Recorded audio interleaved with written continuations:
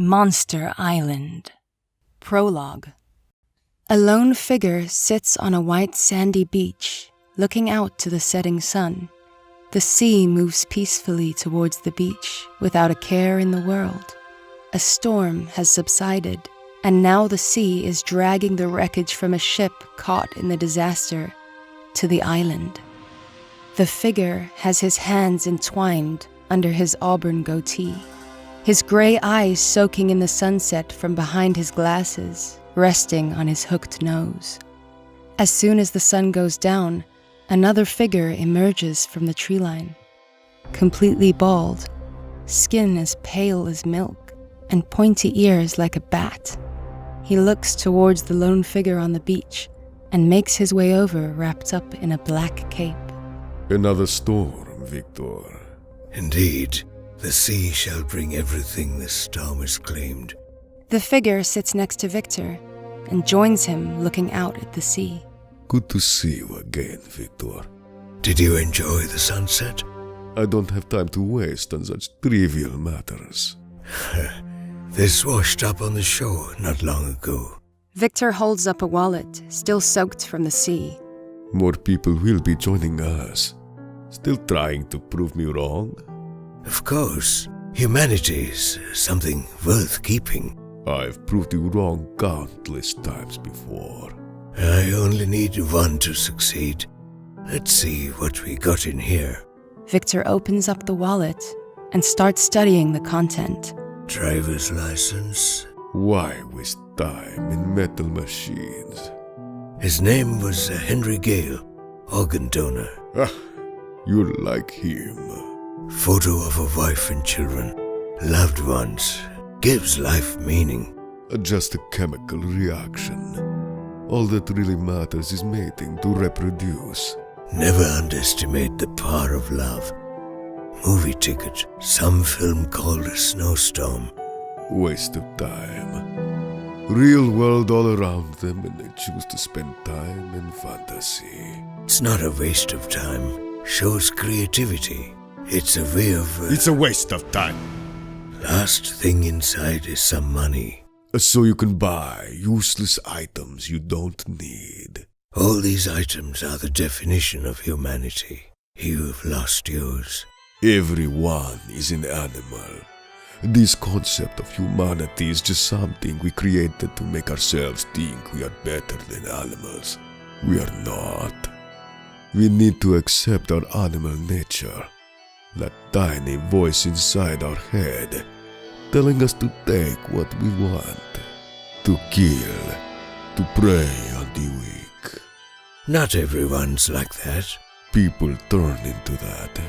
Put in a life and death situation, people will turn back to their animal instincts. And when they do, there's no turning back. Deep down, you're either a prey or a predator. I will prove you wrong. Humanity is something to hold on to. I will win. Even if you kill me, you'll become a monster. And I'll still win. Victor stands up and starts walking away. When this is all over, I'm going to miss these father-son chats. Victor walks down the moonlit beach, leaving his father behind. Chapter 1. Many years later, a man rubs both his hands through his dirty blonde hair, having a panic attack trying to think of what to do. He stands on the beach, knee-deep in the sea, switching between looking at a woman floating face up and twisting and turning in every direction looking for help. Okay, I can do this. I can do this. I can do this.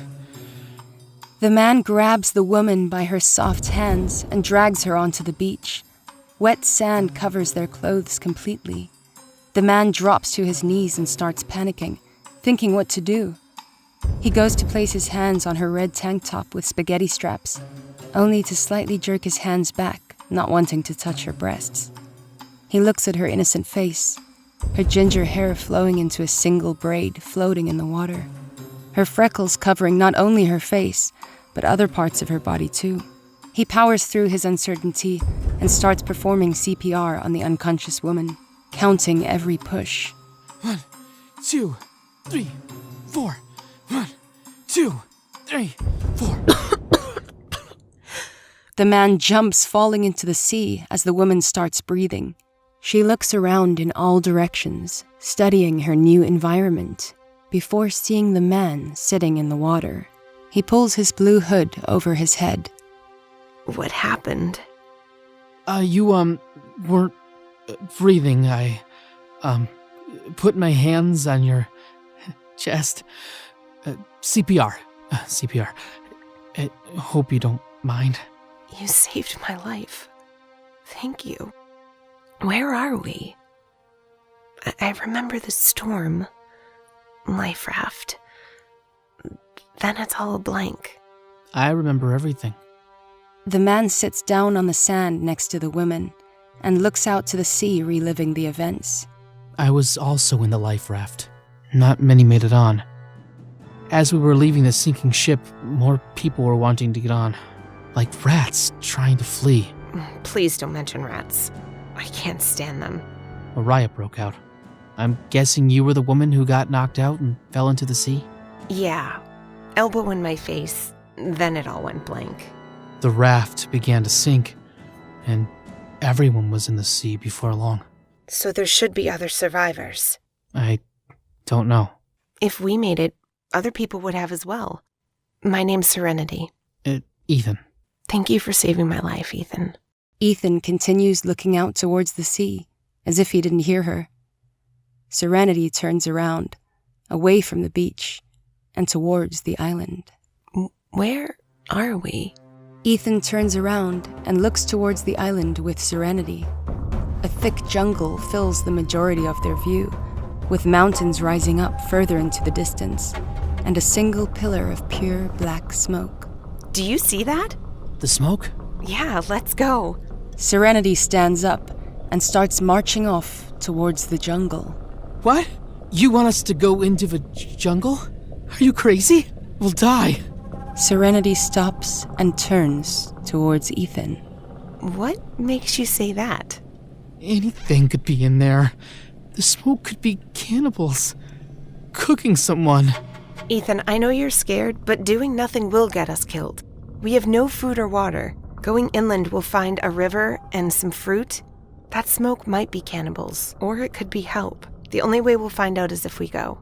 You can come with me, or you can stay here. It's up to you. Serenity continues on her march into the jungle. Ethan looks around on the deserted beach, letting fear sink in, before following Serenity with his hands under his armpits. Wait for me! As the sun's about to set, Ethan and Serenity are both trekking towards the pillar of smoke inside the jungle, neither having said a word to each other. Serenity leads the way, making her own path, while Ethan follows, keeping his eyes down towards the ground, with his blue hood still pulled over his head, completely lost in thought. Serenity places her braid of ginger hair over her right shoulder. Is everything okay, Ethan? Huh? We've been walking for ages and you haven't said a word. Yeah, just deep in thought. You're thinking about the situation, thinking you're going to die, thinking about your life, death, everything you've lost and could lose. Ethan looks up towards Serenity, watching the back of her ginger head as they walk, shocked at how she read his mind. You want my advice? Don't think about it. Thinking about it will just keep your mind in a bad place. You need to keep your mind in a good place. So, why were you on the boat? Getting over some of my fears. Boats? No, water. Was it just you on the boat? I was meant to be. My family are the ones trying to help me get over my fears. I don't like isolation, so my brother agreed to join me. He got us rooms on different sides of the ship, so I didn't depend on him.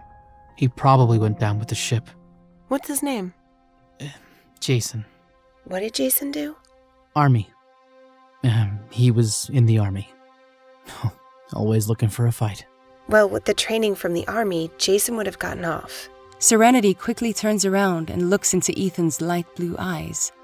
The left corner of her mouth lifts up, giving a reassuring smile. Good place. Ethan smiles back to Serenity as she turns back to where she's heading. What about you? Why were you on the boat? Serenity stops dead in place and starts looking around the jungle. The sun is beginning to set. We're gonna need a fire. Ethan puts his right hand into his jean pocket and pulls out a lighter, giving it to Serenity. My cigarettes got soaked in the ocean, but this should still work. I wouldn't have taken you for a smoker. Helps calm me. With the amount of fears I have, I smoked quite a bit. At least now you can try and quit.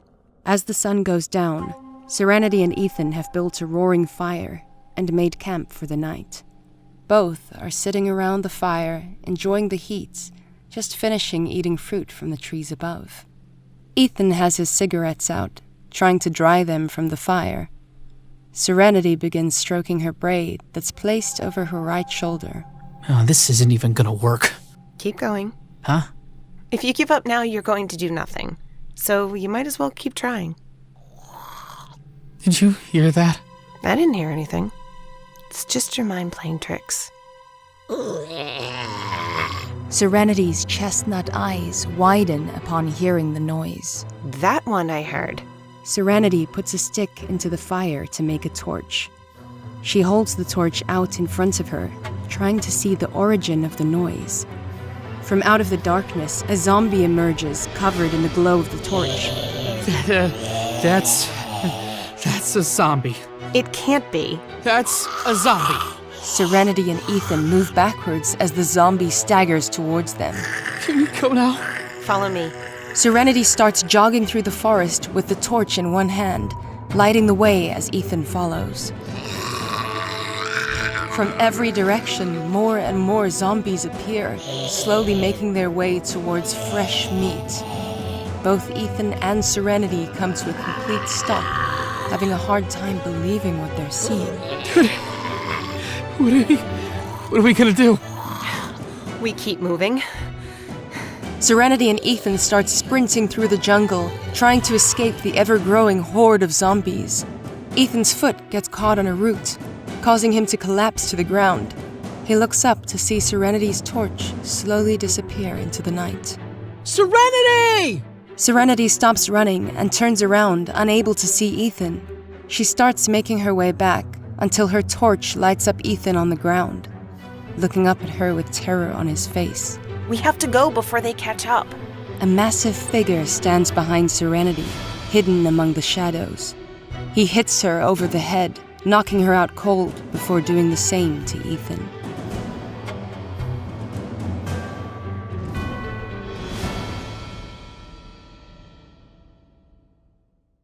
Chapter 2. The massive figure is slinking through the jungle, carrying Serenity and Ethan on its shoulders, taking them back to its lair. The zombies are nowhere to be seen. The figure, hidden among the shadows, reaches a massive tree with an old rusted metal door in the trunk. The creature looks around before turning a wheel in the center of the door and entering. The rusting metal stairs leads down towards an underground laboratory, filled with old-fashioned equipment that appears to be centuries old, all cobbled together. Serenity and Ethan lie on the grubby tiled floor, and the figure disappears into the shadows. Ethan's eyes are the first to slowly open, taking in the new environment.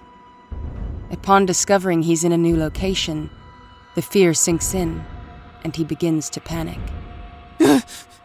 Serenity! Serenity! Ethan grabs Serenity's freckled shoulder and begins shaking her. Not now, Richard. It's Ethan. I don't know where we are. Serenity wakes up and slowly adjusts to her new environment. Don't worry, Ethan. It's gonna be fine. How can you say that? Well, we're not chained up. You are a smart one. From within the shadows, a man with a tired face looks towards them, his gray eyes scanning from behind his glasses. He sits on a chair, using a syringe to inject an orange liquid into his right arm.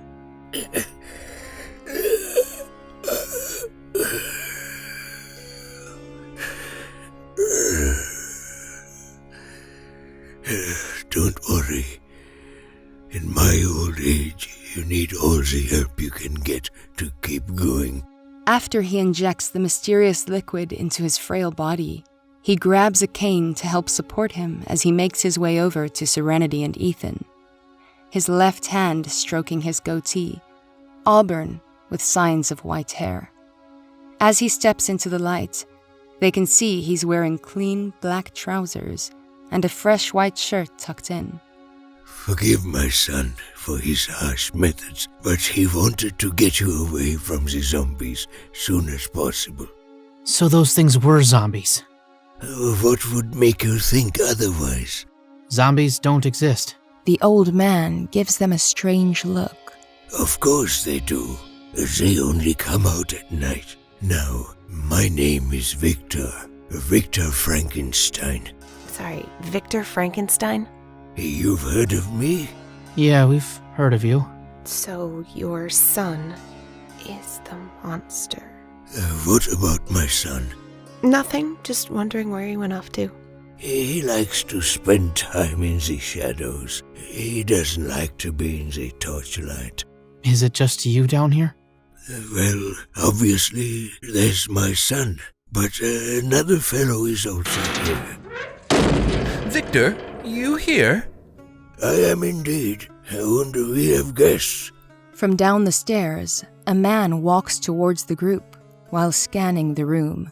He takes off his weathered black jacket, beginning to look more gray. Underneath is a white shirt, covered by a dark red waistcoat. He stretches out his arm and shakes hands with Ethan and Serenity, trying to work out their characters.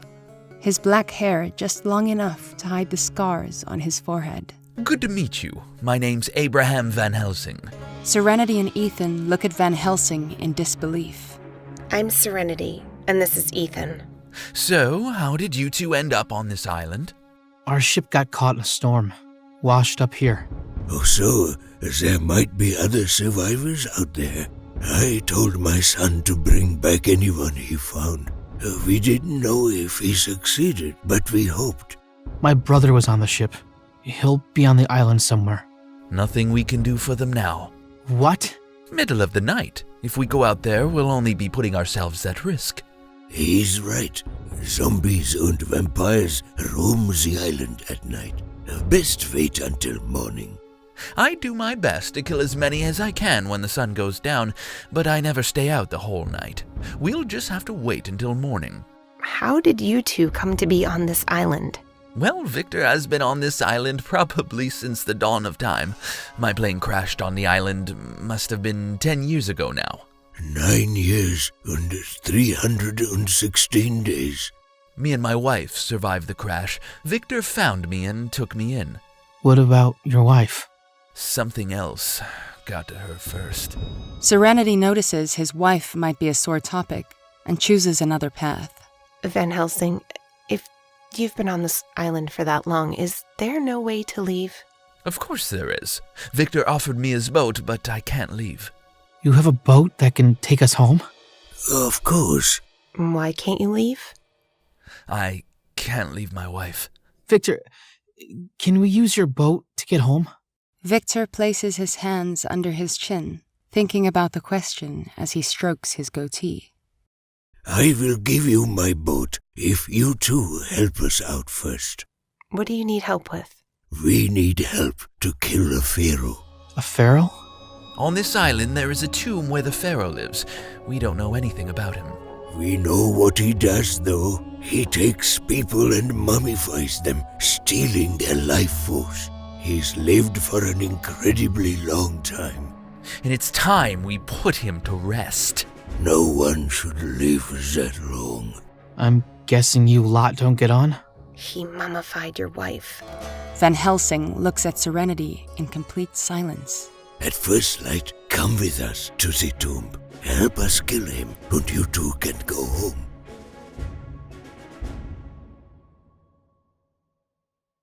Chapter 3. At first light, the four of them leave Victor's laboratory and start making their way through the jungle to the Pharaoh's tomb. They arrive at the entrance at midday. Inside, the thick jungle is an opening where nothing has grown. No trees, no grass, No life at all, just dark red earth. From out the ground, what looks like the tip of a pyramid ruptures from the earth with an opening that leads underneath the island. Victor, why do we need to kill him? Not exactly nice.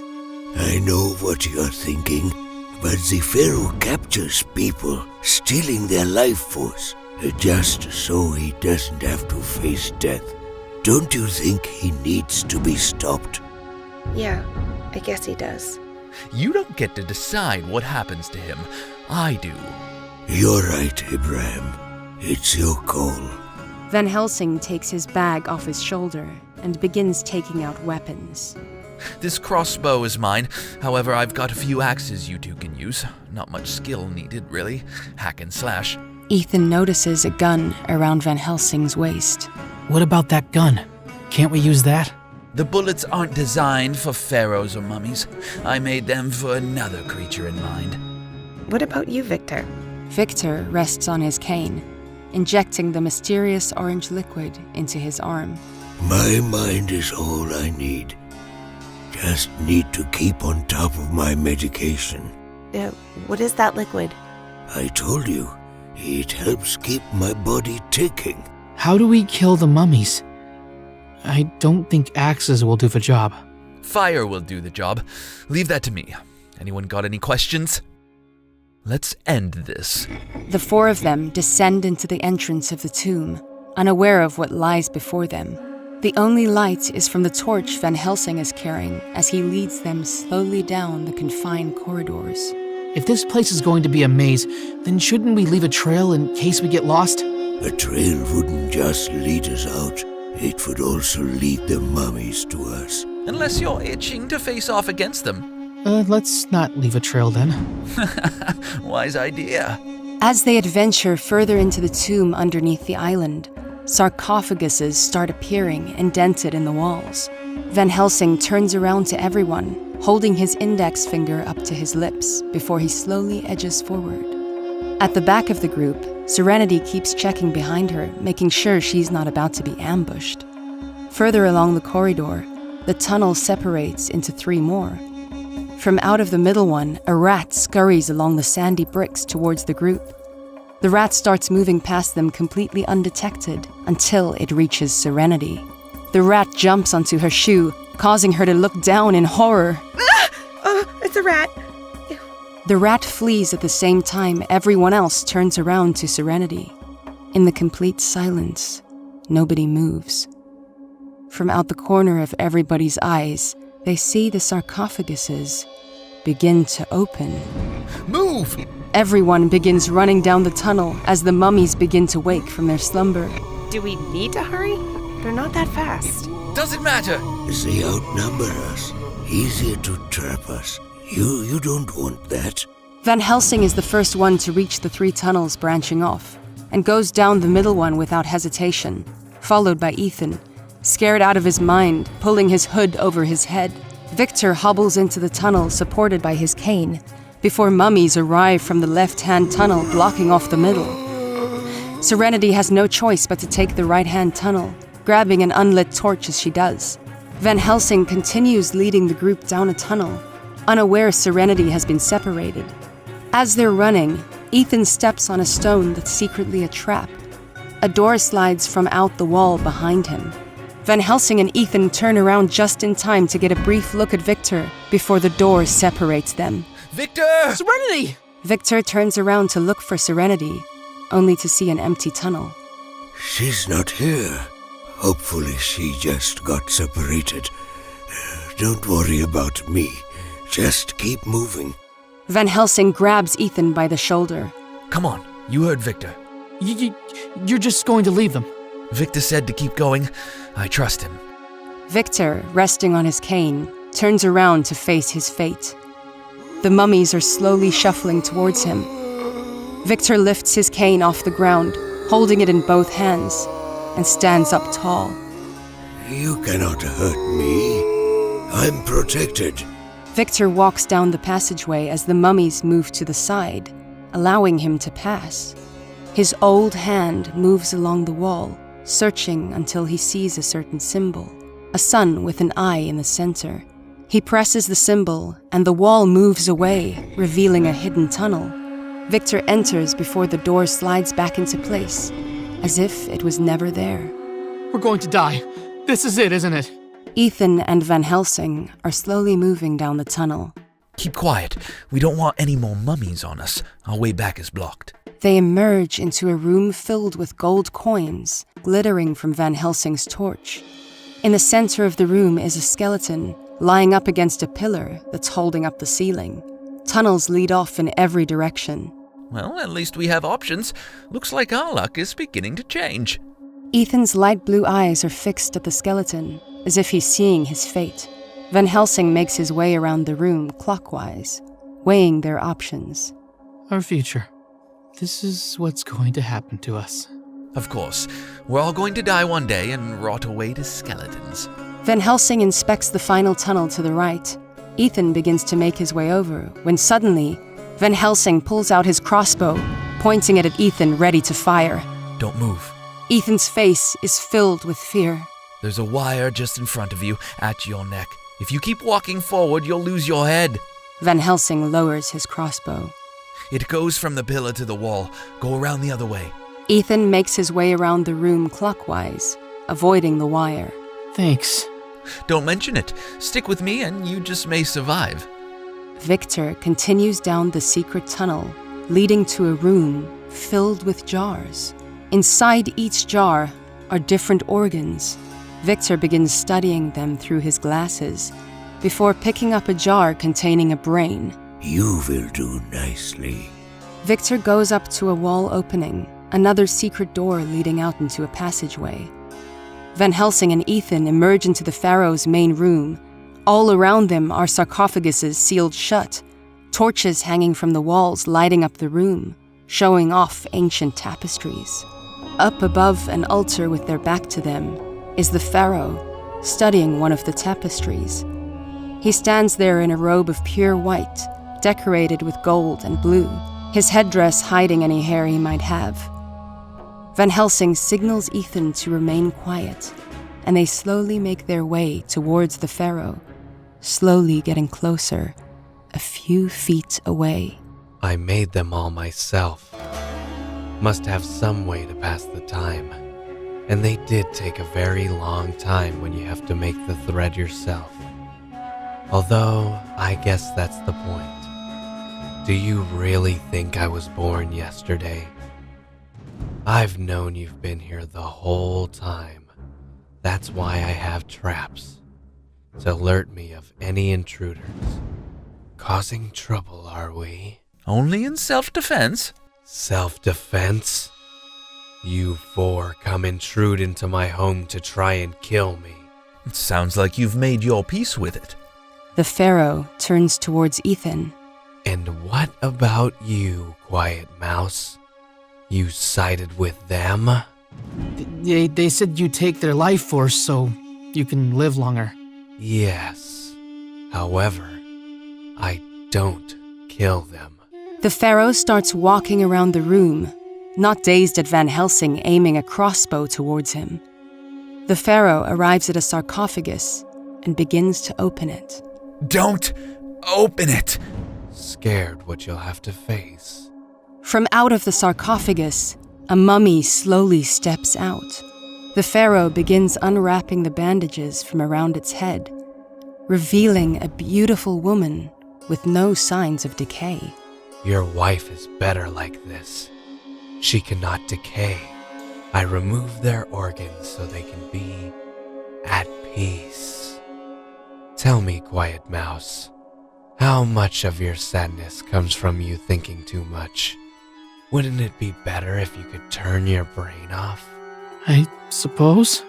That's what I can provide. Don't listen to him, Ethan. You wouldn't be human. What's so great about being human? Nothing but pain and suffering. Movement echoes up from the tunnel behind Ethan and Van Helsing. The Pharaoh closes his eyes and lifts his head up. I would put down your weapons now. The mummies you awoke are just arriving. The Pharaoh nods his head behind them.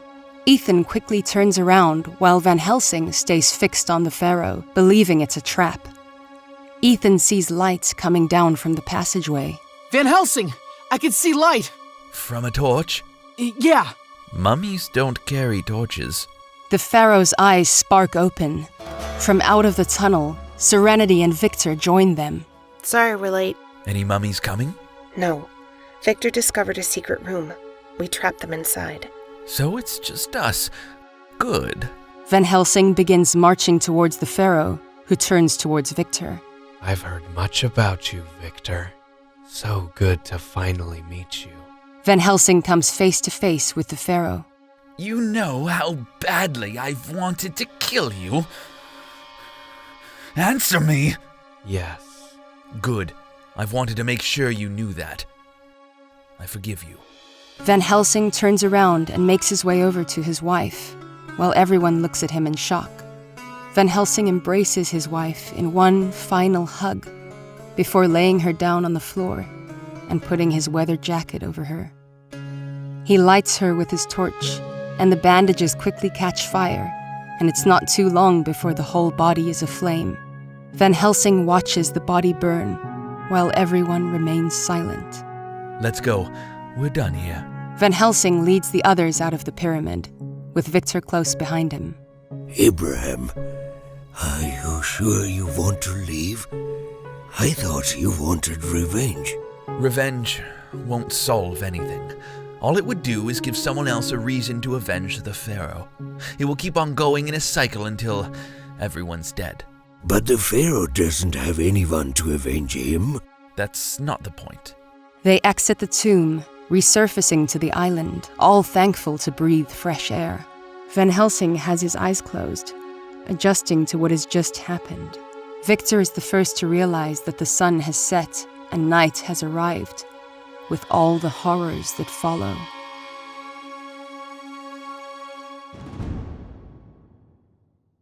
Chapter 4. Come on, we lost track of time. We need to get back to my laboratory quick. Victor starts hobbling through the forest, supported on his cane, with the others following him. Is this island really that dangerous at night? Yes, not just zombies, but vampires also come out at night. Not to mention, the full moon is tonight. Thankfully, the clouds are covering it up. I know you two want to leave, but we'll go back to my laboratory tonight. You can leave tomorrow. No, we shouldn't leave. You want to stay? I want to look for other survivors. If this island is really that dangerous, then we shouldn't leave anyone behind. You're right. Sure, we'll try to find any more survivors. Just know this, I cannot guarantee your safety. What was that? Vamps, hold your ground. The four of them stand in place, unable to see anything outside the small radius of their torches.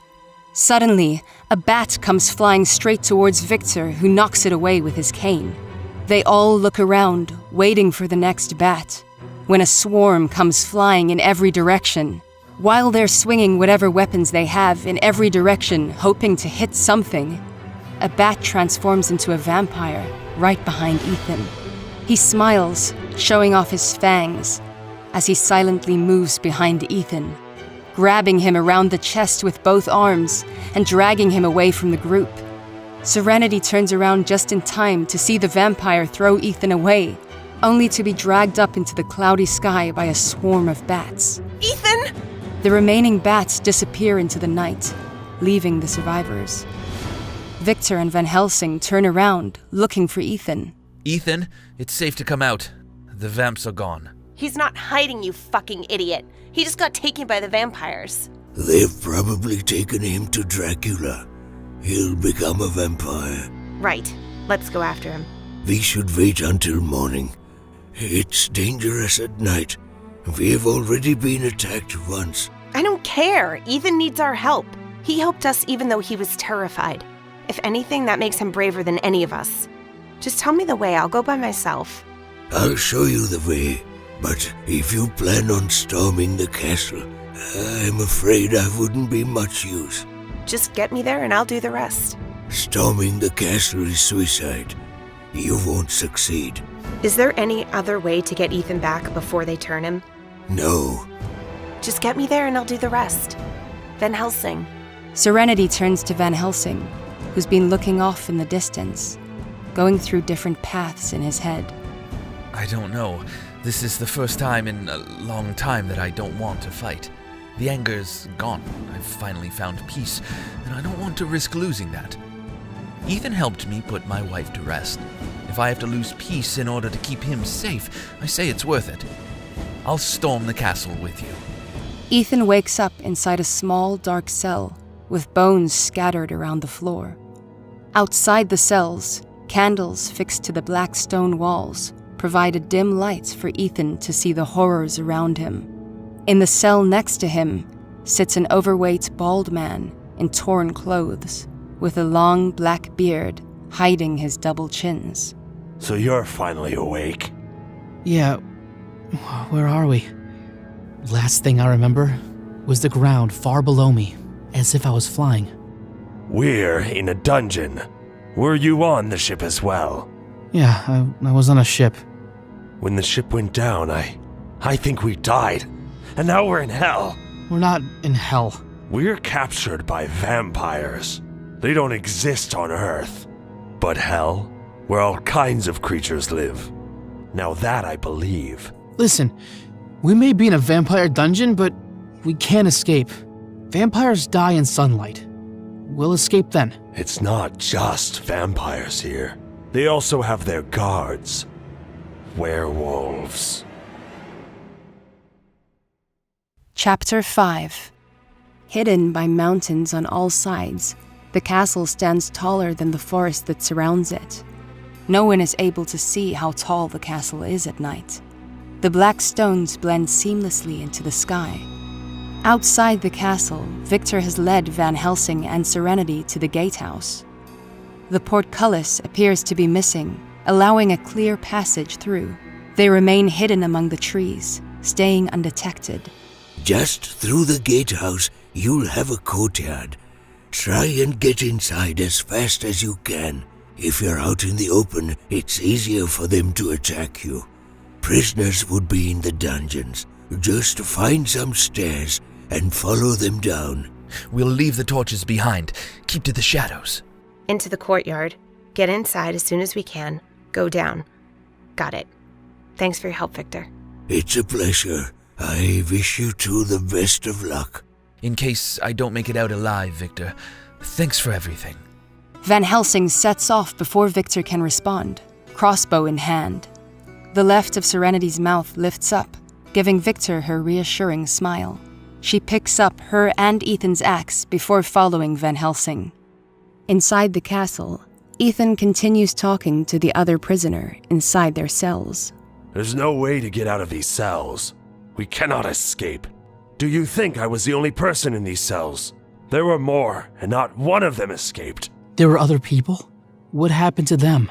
When they take you, you'll go into one of 3 groups. Anyone with intelligence gets turned into a vampire.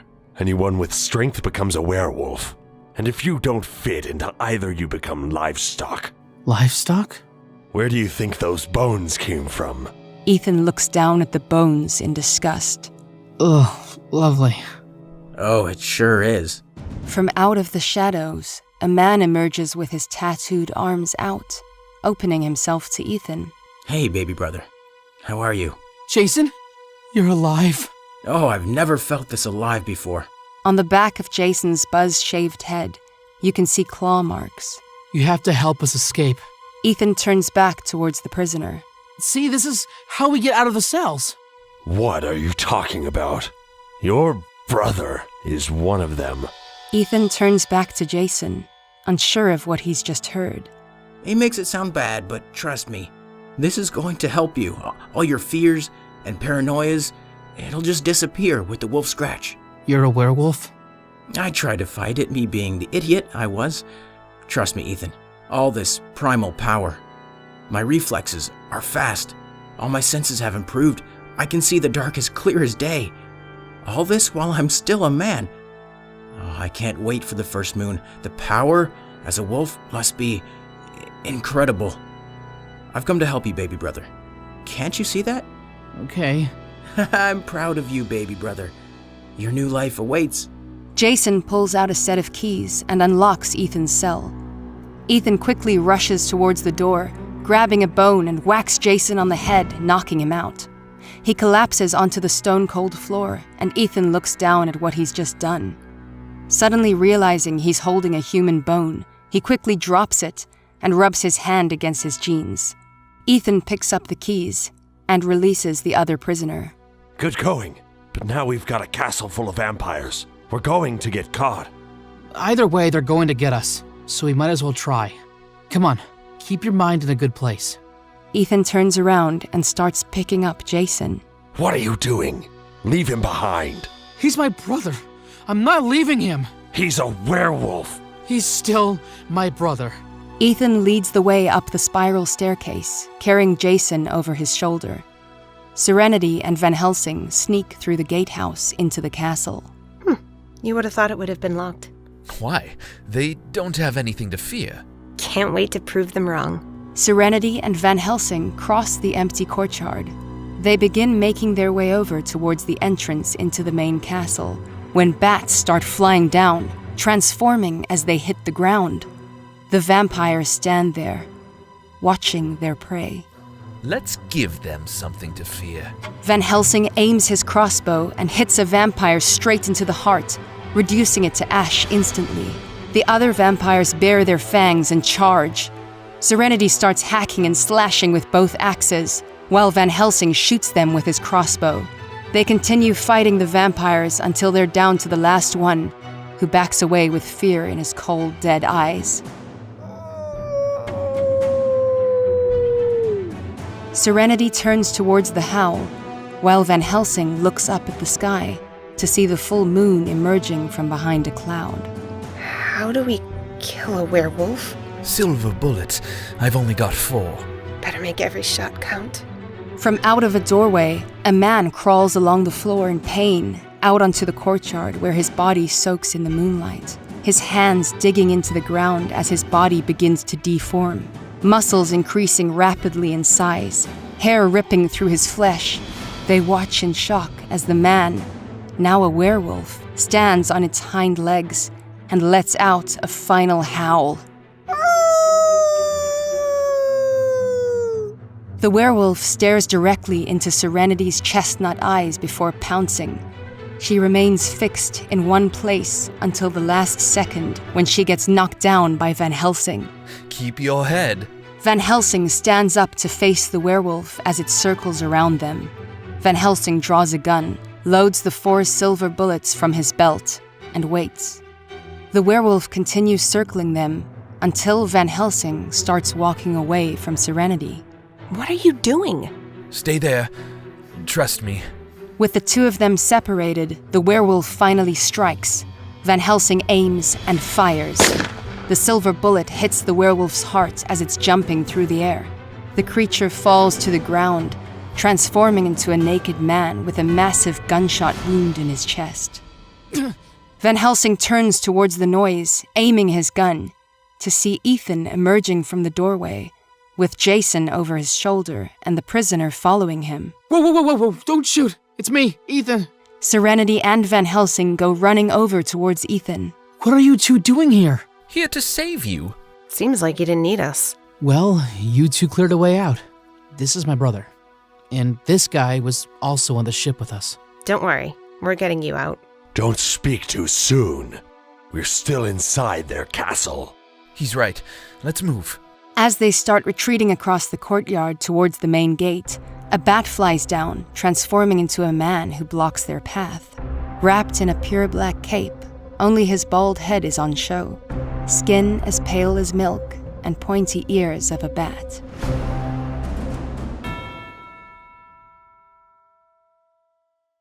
Chapter 6.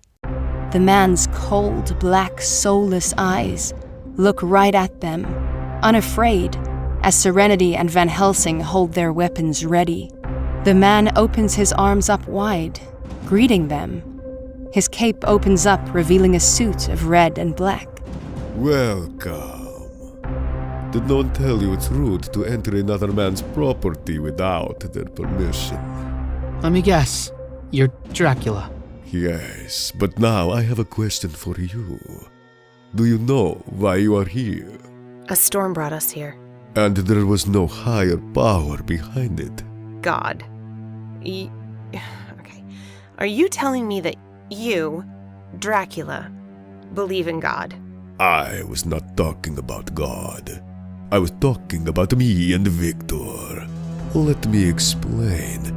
We have got a, let's say, disagreement. He's under the delusion that humanity exists. I know better. We're all just animals, prey or predator. We look out for ourselves. In a life or death situation, your true nature comes out. He wanted to prove me wrong. What does this have to do with us? He started bringing people to the island. Has a machine that creates a storm to bring people here. Not just you two. There have been many, including Van Helsing. That is your name. Abraham Van Helsing. Victor brought me here. Your wife as well. Just think. If it wasn't for Victor, you two wouldn't have crashed here. You two would be home with children. All gone now. People got dragged to this island, put into a life and death situation, and they all proved me right. Until now. Victor walks upright, carrying his cane, through the stone gatehouse into the courtyard. It's taken us centuries, but I've finally proved you wrong. Really? Van Helsing and Serenity have been killing my fellow vampires. They're not doing it as predators. They're risking their lives to save Ethan. They kept a hold of their humanity. Ethan here has rescued his fellow prisoner and didn't leave his brother behind when he could have saved himself. Abraham had the chance to kill the Pharaoh and avenge his wife. Instead, he forgave him. They all held on to their humanity in life or death situations. They proved me right. I only needed one. Ended up with 3. What now? You cannot kill me. If you do, you lose your humanity and become a monster. Victor moves closer to Dracula until they're face to face. I ruined people's lives by dragging them into this island. I used bodies of the dead, stitched them back together, and forced it to live a tortured life. I became a monster long ago. I guess the apple didn't fall far from the tree. Goodbye, Father. Victor grabs the handle of his cane and pulls the top off, drawing out a knife. He plunges the knife directly into Dracula's heart. Dracula, with a look of horror on his face, looks down to see the knife sticking out of his chest, just in time to watch himself crumble to dust, ending his long reign. It's done. Epilogue. After Victor killed Dracula, he collapsed on the ground. Van Helsing went to get his medicine, but Victor refused to take it. Turns out, it was something he created himself to keep living far beyond his years. I guess he really had been alive for centuries. He just wanted to finally find peace after all that time. Before he died, he told us to take our humanity back to the real world. We searched the island to rescue any more survivors from the ship. Now, we're finally going home.